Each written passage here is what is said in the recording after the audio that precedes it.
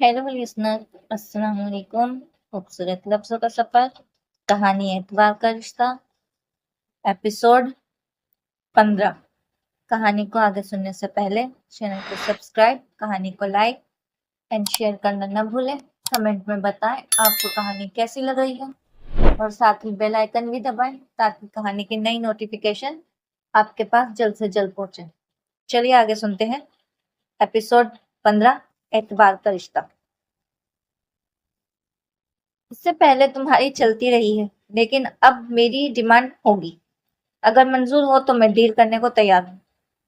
मैं कहकर दूसरी तरफ की बात सुनने लगा, फिर बोला, और सबसे अहम बात जो इस डील में होगी वो कि अब मुझे काबिले एतमाद मेंबर समझा जाए, और इसके रवैये से जाहिर है कि मुझे भी कुछ मजीद मालूमात चाहिए। दूसरी तरफ से मालूम नहीं क्या कहा गया था कि वह धीरे से हंसा। जाहिर है दौलत किसे बुरी लगती है, और फिर मुफ्त माल हो तो क्या ही कहे, इसका तो लुत्फ ही अलग है। पागल है वो जो हराम और हलाल के चक्कर में पड़े रहते हैं। अशीब ने आंखें भींचकर खोली और देखा आया कि मोहतशिम नियाजी ही है या कोई और। इस बार कमीशन यूं ही मुकर्रर नहीं होगा। मुझसे ऊपर बहुत लोग हैं जिनके तावान के बगैर कुछ भी मुमकिन नहीं। वो बहुत मंझे हुए अंदाज में गुफ्तगू कर रहा था। जो कुछ वो कह रहा था वे और जिस तरह अशीब को समझ में आ रहा था, अगर वो सिरा सही था तो फिर ये लर्जा देने वाली हकीकत थी। जाहिर है फिर माल तो देखना ही पड़ेगा। इसके इंश इसके बिना कमीशन कैसे मुकर्रर हो सकता है? परसों तक अगर ये सब हो गया तो समझ लो कि तुम्हारा माल बेखौफ व खतरे निकल जाएगा। इससे पहले मैं तुम लोगों पर एतबार करता रहा हूं। अब तुम लोगों की बारी है, और यकीन करो कि तुम लोगों ने बिल्कुल सही बंदा चुना है। मैं जो कुछ सोचकर इस जॉब में आया था, मुझे सूखी ईमानदारी से नहीं मिल सकता। इस बात का अंदाजा मुझे इन चंद माह में ही हो गया, इसलिए मेरा साथ अब बहुत इत्तबा चलेगा।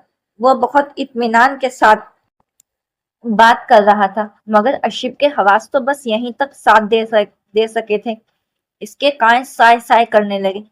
इससे आगे मोहतशिम ने क्या बात की इसने से सुनी ही न गई। जो कुछ सुना था फिल वक्त तो वही धड़कने रोक देने को काफी था। इसकी गुफ्तगू मुख्तसिर मगर इस कदर जामिया थी कि कुछ गलत समझने का सवाल ही पैदा नहीं होता था। मगर फिर भी अशीब को अपनी समाअतों पर शुबा होने लगा था। वह मोबाइल ऑफ करके उठा। तब तक अशीब आंखों पर बाजू रख चुकी थी। इसने बिस्तर पर आकर अशीब को बगौर देखते हुए शायद इसकी नींद का अंदाजा किया। इसके बाद इत्मीनान से लेट गया। वो तो कुछ देर के बाद सो गया, मगर अशीब के साथ इसके तमाम वसवसे और खौफ व खदशात जाग उठे। जिस दिन और जिस दिल खराश हकीकत से वो हमेशा खौफजदा रही थी, वो एकदम ही नजरों के सामने बरहना हो गई थी। ओह मेरे खुदाया, ये सब ख्वाब है। इसने आंखें सख्ती से मीचते हुए खुद को बावर कराया था, मगर दुख और सदमे का शदीद एहसास इसकी रगों में अजियत दौड़ा गया। बहुत जब्त करते हुए भी इसकी आंखों में आंसू उतर आए, तो वह आहिस्ता से इसकी तरफ करवट बदल गई। चंद दिनों की खामोशी के बाद मोहतशिम ने खुद ही इसकी तरफ पेशकदमी की, जो कि बहुत फितरी सी बात थी। वो दोनों जिस रिश्ते में मुंसलिक थे वो लंबी नाराजगी का मुक्ताजी नहीं था, मगर आशिब हमेशा की तरह इसकी पजराई नहीं कर पाई थी। उसे मोहतशिम से अजीब सा खौफ आने लगा था। वह इससे खिंची खिंची रहने लगी थी, मगर उसे समझ नहीं आ रही थी कि वह किसको राजदार करे। मामा और बाबा तो वह इन दोनों को बताने का तसव्वुर भी नहीं से भी लरज जाती थी। वह जानती थी कि मोहतशिम इन दोनों की जिंदगी की उम्मीद है, और अभी वह शदीद असाबी तनाव की कैफियत में थी। जब उसे पता चला कि वह एक नई जिंदगी तख्लीक करने के मराहल से गुजर रही है, वह इस कदर खुशी की खबर कर सकते की कैफियत में आ गई।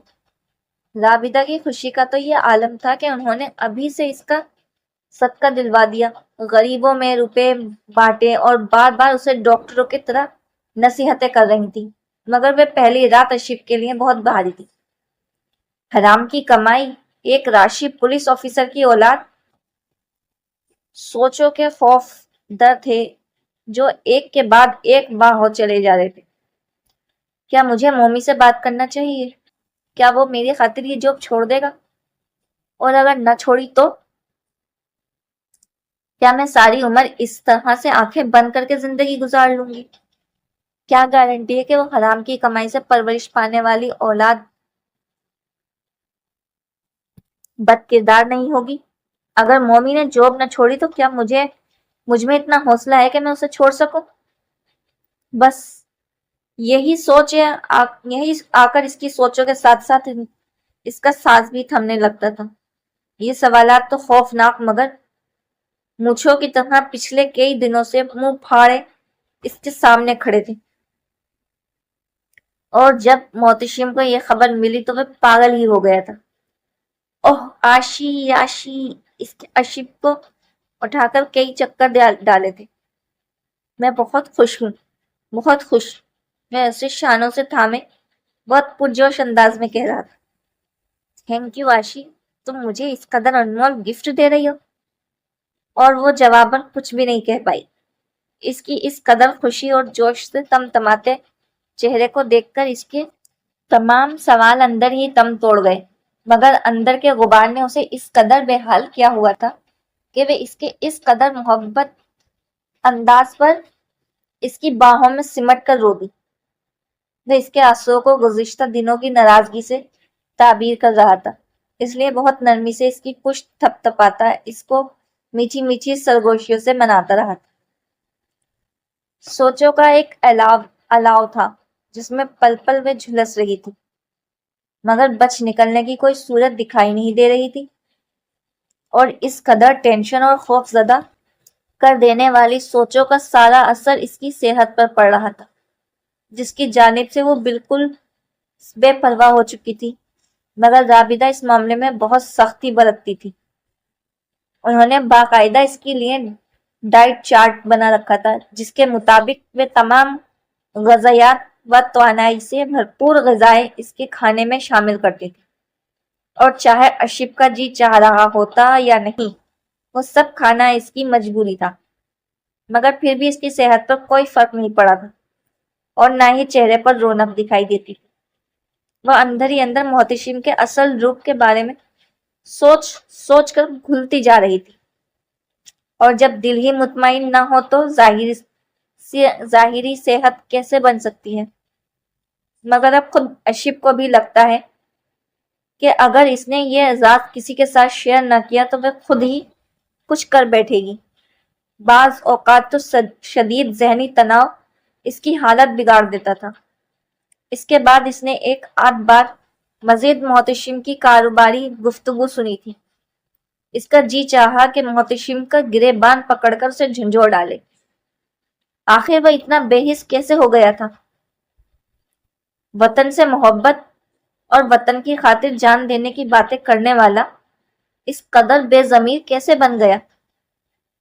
فقط کاغذ کے چند ٹکڑوں کی خاطر وہ وطن دشمن عناصر کا اعلیٰ کاربن بن بیٹھا تھا۔ مگر اب اسے محتشم سے خوف آنے لگا تھا۔ جو شخص وطن کی محبت میں کٹر ہونے کے باوجود اس قدر گراوٹ کا ثبوت دے سکتا تھا، وہ بھلا اشیف کی محبت کس درجے پر رکھتا ہوگا؟ اور یہی وہ بات تھی جس کا جواب سننے کی اشیف میں ہمت نہیں تھی۔ اپنی ملازمت کی فوقیت تو وہ پہلے ہی ہٹ دھرمی سے جتلا چکا تھا۔ میں تو تمہارا یہی روپ برداشت نہیں کر پا رہی محتشم، جب تم میری محبت کو یوں ہی روندو گے تو میں مر جاؤں گی محتشم نیازی۔ آدھی رات کو اٹھ کر بے پناہ ذہنی ٹینشن کے زیر اثر وہ روتی رہتی تھی، اور وہ بے خبر اور لاپرواہ پرسکون نیند سوتا رہتا تھا۔ دیکھو یہ کوئی مذاق کی بات نہیں ہے، رشید گرد جیسے دہشت گرد سے تو محکمہ پولیس بھی ڈرتا تھا، اب وہ گرفتار ہوا ہے تو وہ سخت پہرے میں ہے۔ وہ اسٹڈی روم کی صفائی کر رہی تھی جب محتشم کی بیڈ روم میں سے آنے والی آواز اسے چونکا گئی۔ وہ کتابیں یوں ہی بکھری چھوڑ کر تیزی سے دروازے کے ساتھ آ کر کھڑی ہوئی گئی۔ ہاں یہ تو ہے کہ وہ ریمانڈ کے لیے ہفتے بھر میری کسٹڈی میں ہوگا، مگر اس کے بعد جب اسے جیل بھجوا دیا جائے گا تب معاملہ میرے اختیار سے باہر ہوگا، اس لیے یہ ڈیل جتنی جلدی ہو جائے اتنا ہی بہتر ہے۔ وہ تفصیل بتا رہا تھا۔ اشیب پسینوں میں ڈوبنے لگی۔ 1.5 کروڑ سے 1 پیسہ بھی کم نہیں ہوگا۔ اس کی سماعتوں پر جیسے بم گرا تھا۔ اس قدر گر گیا تھا وہ روپوں کی خاطر کہ وہ رشید دوگر جیسے ظالم اور برید پسند دہشت گرد کی آزادی کا سودا کر رہا تھا۔ اسے ذرا برابر بھی احساس نہیں تھا کہ اس کی آزادی کتنے لوگوں کی موت کا سبب بن سکتی ہے۔ اس نے چکراتے ہوئے ذہن کے ساتھ دیوار کا سہارا لیا۔ اندر وہ تفصیل سے اپنا پلان ڈسکس کر رہا تھا۔ میرا کام فقط اتنا ہوگا کہ اسے بھاگ نکلنے کا موقع دے دوں۔ اب آگے اس کی ذمہ داری تم لوگوں کی ہوگی۔ عاملہ میرا وفادار ہے، اس لیے ڈونٹ ویری۔ ایک آدھ بار کا بندہ بھی ہے مگر ان سے بھی میری بہت بات ہو چکی ہے۔ وہ رک کر شاید دوسری طرف کی بات سننے لگا تھا، پھر ہنستے ہوئے بولا، کوئی بھی غداری نہیں کرے گا۔ 50 لاکھ چھوٹی رقم نہیں ہے۔ It's a big amount. Anyway میں اپنا کام کروں گا، تم لوگ اسے کیسے اٹھاتے ہو یہ تمہاری پرابلم ہے۔ قدرے وقفے کے بعد بھی بشاشت بھرے انداز میں بولا، میری فکر مت کرو، جاب کی کسے پرواہ ہے، ایک بندے کے بدلے میں 1 کروڑ برا نہیں ہے۔ جاب کا کوئی مسئلہ ہی نہیں ہے، یہ سیڑھی بہت اوپر تک لگی ہے۔ ہم تو ابھی تفیل مکتب ہیں اور ترقی کے امکانات بہت روشن دکھائی دے رہے ہیں۔ اس ڈیل نے مجھے صحیح معنوں میں افسر کی گڈ بکس میں شامل کر دیا ہے۔ وہ بے حد لاپرواہی اور بے فکر پن سے گفتگو کر رہا تھا، جس سے صاف ظاہر تھا کہ وہ اشیب کی موجودگی سے قطعی لا علم تھا، اور ابھی وہ اس کی اختتامی جملے سن کر وہاں سے ہٹنے کی ہمت جمع کر ہی رہی تھی کہ وہ اسٹڈی روم کا دروازہ کھول کر اپنی ہی جوک میں اندر داخل ہوا، مگر اسے دیکھ کر جہاں کا تہاں کھڑا رہ گیا۔